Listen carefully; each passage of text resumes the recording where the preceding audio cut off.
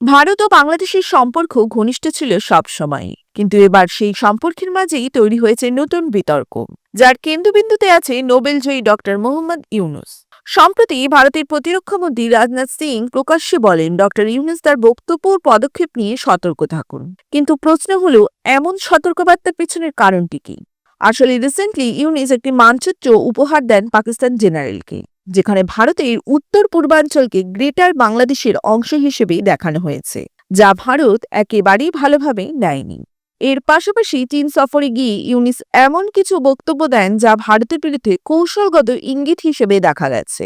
7 states of India, eastern part of India, called Seven Sisters, they are landlocked country, landlocked region of India.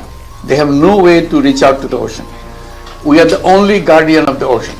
সব মিলিয়ে দিল্লি থেকে সরাসরি বার্তা এসেছে, সতর্ক থাকুন। এখন প্রশ্ন একটাই, রাজনাথ সিং এর এই সতর্কবার্তা কি যুক্তিসঙ্গত? আপনি কি মনে করেন? কমেন্টে জানান।